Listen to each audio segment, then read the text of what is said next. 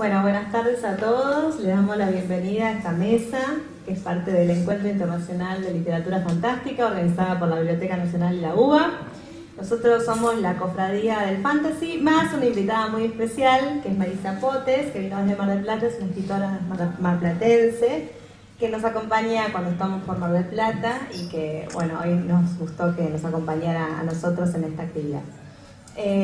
Para comenzar, por supuesto, vamos a hablar de lo que es la literatura fantástica para nosotros, de por qué la escribimos, qué es lo fantástico en nuestra obra y fantástico que la publicamos, claro, que alguien la lea. Eso es, bueno, sí, siempre decimos eso, ¿no? Que hay algo de fantástico en que alguien esté recreando nuestras historias al leerlas, ¿no? Bueno, para empezar, vamos a pedir, bueno, les voy a pedir, algo raro es que yo formo parte de la cofradía y me pidieron que estuviera organizando un poco la mesa, así que voy a estar un poco haciendo las preguntas o ordenando la charla y voy a estar respondiendo también, lo cual va a ser un poco gracioso, ¿o no? Vamos a empezar hablando, si les parece. Claro, que nos presentemos y que contemos un poco qué libros hemos escrito, de qué tratan nuestras historias y por qué son fantásticas, ¿o no? Bien. Tiene 2 minutos. Me avisan del fondo porque cosas así se me está terminando el tiempo. Bueno, mi nombre es Pablo Nieto, buenas tardes a todos. El libro que yo escribí es La Fortaleza Oscura, que es un libro efectivamente de género fantástico, pertenece al género de la fantasía épica, ¿no? Que es el género que en general suele incluir un viaje, un grupo de protagonistas, bueno, en general ciertos eventos de guerra que ocurren en la historia, o transcurren en un mundo distinto del mundo nuestro, digamos, al estilo de, por ejemplo, El Señor de los Anillos, un mundo distinto, pero que no es la Tierra Media, sino que es otro mundo. La ambientación en general es medieval fantástica y el principio, la razón de que yo haya optado por el género fantástico fue en su momento ciertas películas y videojuegos ambientados fantásticamente que me motivaban. Quise hacer algo así, pero literariamente, en literatura,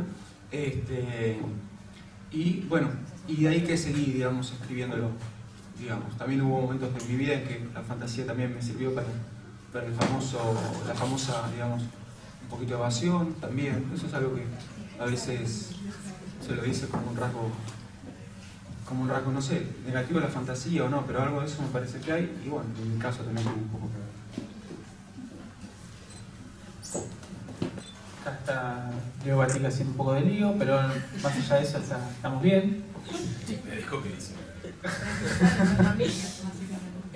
Bueno, mi nombre es Nicolás Pinto, bienvenidos a todos, gracias por venir. Mi libro es Leyendas de Moires. Sí, a ver si lo tiro de nuevo. Y creo que un poco de lo que tiene fantástico es que, más allá del género, es que lo haya escrito y lo haya podido escribir. Siempre me pareció bastante fantástico el hecho de poder terminar una historia, de comenzarla y poder terminarla. Y creo que también las influencias en parte son por películas, por videojuegos, en mi caso, y también por el anime, ya que desde chico siempre fui muy consumista de lo que era series como Dragon Ball, Caballero Zodíaco, y más adelante fue Fullmetal Alchemist y Naruto, y bueno, puedo nombrar un montón. Y creo que por eso el libro es un poco lo que yo tenía ganas de seguir viendo o seguir leyendo, y por eso terminó siendo una historia en donde en 130 páginas lo único que hacen es pelear. Son pibes que pelean y destruyen robots desde el principio hasta el final. Ganan los robots. No, está ahí. Sin spoiler. ¿Está perdiendo el tercio? Sí. Sí, no, por supuesto. Si querés que ganen los robots, ganan los robots. Después te mando un final alternativo. Y entonces, bueno, se genera esa batalla también un poco entre lo que es algo como eran los guerreros antiguos frente a la tecnología moderna y ver qué es lo que hacía que gane uno o el otro. Por ahora. Gracias. Hola a todos, yo soy Tiffany Caligaris, la autora de LESAT. Bueno, para el Lestat yo me inspiré, siempre me gustó mucho, igual que Pablo, El Señor de los Anillos. Y también creo que tengo una influencia que se nota en el libro de Rey Arturo, mucho de Camelot, de Excalibur, por eso quería darle un nombre a la espada de Dara. También como Nico también me gusta mucho el anime, desde Sailor Moon, Sakura Card Captors, Las Guerreras Mágicas, Vampire Knight. Así que creo que entre todas las influencias que me fue gustando, armé Lestat, que es mi primera historia, y trata sobre Dara, que es parte elfa y parte humana, y traté de meter desde el romance que me gustaba de los animes que veía hasta las peleas que me gustaban, toda esta ambientación medieval como tiene Camelot de Rey Arturo. Y nada, creo que entre todo lo que me fue inspirando fue saliendo Lestat, que es la primera trilogía que escribí. Bueno, muy buenas tardes, bienvenidos a todos. Yo soy Julián Cáceres Narizano, el autor de Leyendas Dracomanas, esta trilogía que pueden ver, trilogía por el momento, hasta que salga el cuarto ahora. Y bueno, mi historia trata de los dracomanos, que son una raza que inventé, que digamos que fusiona las características de los dragones con la apariencia y la fisonomía de los humanos. La historia, bueno, más que nada me la fui desarrollando desde muy chico, a los 15 más o menos, ya iba tirando un poco letras que después quedaron encajonadas en el tiempo hasta que le fui dando forma ya más de grande. Pero siempre me inspiraron los viajes que pude hacer, digamos, solía viajar mucho de mochilero con mis hermanos y también me gustaba pasar mucho tiempo en el campo. Y la verdad que esas cosas por ahí me dieron como una perspectiva dentro de las cosas que fui apreciando, inventar ciertos personajes y darle, digamos, un poder específico a cada personaje. Y lo que siento por ahí que cada cosa que veo la hago una metamorfosis para meterla en mis libros, en alguna de mis historias o para crear algún personaje. Bueno, un gusto estar con ustedes. Tomo así no tiramos más el tema. ¿Qué tal? Mi nombre es Leonardo Batic. En el último tiempo he sacado una trilogía que es la del Último Reino, que está ahí adelante, y mi último libro es Soy Mago. Ya tengo unos 30 libros publicados, entre los cuales se encuentra una trilogía que fue la primera que hice para Editorial Albatros, que se llamaba Seres Mitológicos Argentinos, donde además de hablar acerca de los seres de nuestro país, dibujaba mucho, porque mi otra carrera es ilustrador. Algunas de las tapas que están viendo acá son obra mía. Y bueno, en El Último Reino lo que quería era un poco recuperar esta cuestión de lo fantástico, pero quizás más relacionada con lo que se conoce como relato fantástico, que es la magia irrumpiendo dentro de la realidad cotidiana, la de todos los días. Esta historia va desde la invasión alemana a Polonia en el año 39 al presente, cuando una chica de 15 años se toma el subte C y ve 7 enanos caminando por el túnel del subte. Y la historia es como ambas historias se van juntando y en qué lugar la magia empieza a tener relación con lo cotidiano. Y siguiendo con ese camino, que es el que a mí más me gusta, Soy Mago forma parte también de ese mismo tipo de relato, en el cual la vida cotidiana es atravesada por la magia, a veces en un instante, y solo cambia a una persona. A veces ese cambio permite un cambio de conciencia, un cambio mayor en el resto de la sociedad o del grupo que está cerca del protagonista.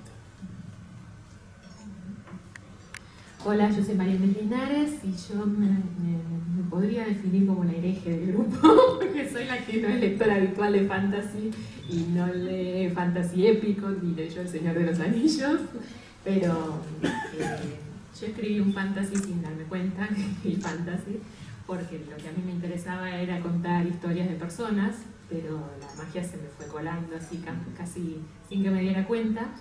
Soy la autora de Hechicera de Relojes y Hechiceros de Tesoros, y estoy empezando a escribir la que va a cerrar el ciclo, que va a ser Hechicera de Perfumes. Se terminó convirtiendo en una saga familiar, a pesar de que con Hechicera de Relojes yo pensaba que era una novela sola y ya estaba, pero bueno, hubo personajes que se alzaron en protesta y dijeron, queremos nosotros también. Entonces, bueno, en Hechiceros de Tesoros aparecen los abuelos de la protagonista de Hechicera de Relojes. Y en Hechicera de Perfumes la protagonista va a ser la mamá. O sea, invertí el orden cronológico, hice lo que se me cantó con el orden cronológico, no me importó nada. Pero en realidad, seguramente en algún momento de la charla hablaremos que en general el fantasy es una excusa para hablar de otra cosa. Y yo en mis libros en realidad lo que quería es hablar del aprendizaje y del crecimiento. Y entonces en Hechicera de Relojes hablo de aprender a crecer en el amor de pareja, en Hechiceros de Tesoros hablo de aprender a crecer en el amor de familia y probablemente Hechicera de Perfumes sea aprender a crecer en el amor a uno mismo. Al menos estoy en eso. Y la verdad que disfruté mucho escribiéndolas, aprendiendo a darme cuenta que estaba siguiendo las reglas del fantasy aún sin conocerlas, o sea que probablemente todos las conozcamos sin saberlo. Y yo la manera que elegí de mostrar la magia era en las situaciones más banales y más cotidianas del mundo, como servir una taza de té y que de pronto salgan mariposas, o alguien que está muerto de risa hace llover, o alguien que está muy enojado desata un terremoto. Pero bueno, la relación entre las emociones y la naturaleza, y entre las emociones y los sentidos, son las que desencadenan la magia en novelas. Así que bueno. Hola, buenas tardes. Antes que nada, bueno, ella es la hereje del grupo, yo soy la colada del grupo, la invitada. Porque perdón. No soy de la cofradía. Voy a hacer una aclaración. No. Y va a explicar por qué. Perdón. Hay una aclaración. La realidad es que somos 8 los que formamos originariamente la cofradía del fantasy. El único que nos falta es Juan Ilibarne, que hoy no pudo venir. Pero que hayamos sido los creadores originarios no quiere decir que esta cofradía no esté conformada por muchos otros autores. No, sé. De hecho, las madrinas de este grupo son Liliana Bodoc y Margaret Averbach, que ellas lo que decían es, por la forma en que tenemos de manejarnos y de ir a distintos lugares, no podemos seguir el tranco de la cofradía y las reuniones y todo lo demás, pero estamos presentes. Y nosotros lo que queríamos es, como pasa con las chicas de Córdoba, con Caro Panero y Ñáñez, Leonor Ñáñez, o como pasa con Negro Briglietti, o como un montón de gente que forma parte de esa cofradía, están ahí presentes, ¿sí? Quizás nosotros somos como los abanderados, pero formás parte desde el momento en que escribís algo. Los miembros fundadores. Exactamente. No, pero el tema es que, bueno, muchas gracias por esta bienvenida y la invitación. Lo que pasa es que mi libro no es, y ahora después seguramente lo vamos a hablar, fantasía en el sentido estricto. Retírese de esta mesa, por favor, claro, pero yo lo aclaré para que no me eche. En realidad yo no soy escritora, dice Marita, ¿viste? Se levanta y se va. No, sí, soy. Mi libro es que está acá, se llama El efecto elefante, y bueno, no es fantasía, lo podemos discutir después en el sentido estricto porque el género exacto es ciencia ficción, si lo tenemos que poner en un género. Entonces, claro. De la ficción. Pero tiene una cosa, yo te escuchaba, y como te he escuchado otras veces, bueno, aparte tuve el gusto de leer tu libro, tiene un punto en común con lo que es los del Último Reino, porque también el contexto realista, mi novela transcurre entre 2007 y 2008, ¿no?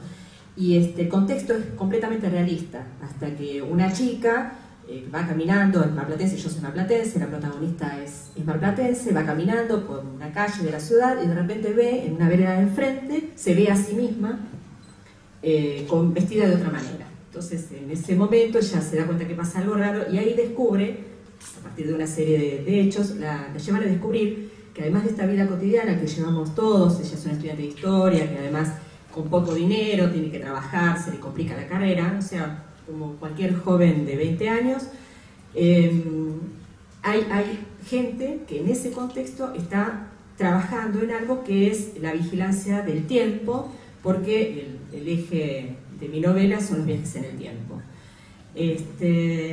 Yo elegí escribir, en realidad, no soy escritora, no soy escritora solo de este género. Yo escribo y tengo otras novelas publicadas que son completamente realistas. y tengo otras escritas todavía sin publicar que son de otros géneros, o sea, escribo historias, en la historia que tengo ganas de contar y después me fijo de qué género es. Y me pasa que por ahí me encuentro... Sí, totalmente. Diferentes géneros. Claro, totalmente. Bueno, yo viste en diferentes géneros también, porque tenemos desde Taftán en alguna, Tafetán en alguna, hasta Jim en esta, por ejemplo, ¿no? Y uno se encuentra siguiendo reglas de algún género que sin darse cuenta, ¿no? Y bueno, en este caso, una cosa que a mí me motivó a escribir esta historia, así de ciencia ficción y con viajes en el tiempo, bueno, muchas veces uno escribe para llenar alguna carencia, y esto cuando uno habla de carencia no se refiere solamente a cuestión afectiva, sino de ganas de que haya una historia que no está. En algunos casos, o sea, todas las historias ya sabemos que son pocas, no es que haya muchas historias, sino que lo que cuenta es la manera de contarlas y de escribirlas. Y en este caso yo lo que quise fue traer los viajes en el tiempo a algo que yo no había encontrado y que quería encontrar como niña lectora, ¿no? Cuando leía cosas cuando era chica, que era la aventura que transcurriera en mi país. Y que las películas y los dibujitos, que mucho dibujito de viaje en el tiempo, las novelas siempre eran, no sé, Leonardo da Vinci, está muy de onda viajar a ver al código de Da Vinci y todo lo que implica, Roma o Lincoln, por ejemplo, en la Guerra de Secesión. Yo quería que viajaran acá y que se encontraran con San Martín o Belgrano o Güemes, alguno de ellos. Entonces, por eso lo situé en Argentina. Esta protagonista y el resto de los protagonistas son como cualquiera de nosotros, algunos más jóvenes, otros más grandes, y trabajan en esto que es el cuartel del tiempo. Por eso la tapa es, la ilustradora está allá, la tapa es un reloj vigilado por unos ojos que vigilan que cuando hay una anomalía en la historia, que la historia cambia. Por ejemplo, uno de los primeros hechos que ven es que la bandera es roja y azul, Belgrano no la había hecho celeste y blanca, entonces tienen que viajar en el tiempo a modificar esto para que todo siga igual. Y por último, bueno, por ahí ya se habrán dado cuenta que el efecto elefante es una paráfrasis del efecto mariposa, no de la película, sino de la frase, ¿no? De la teoría del caos. Bueno, el protagonista masculino en un momento cuando explica, dice que si una mariposa aletea en California, produce un tsunami en Japón, él dice que una anomalía en la historia argentina es como una patada de elefante. Entonces a partir de ahí lo empiezan a llamar ellos el efecto elefante.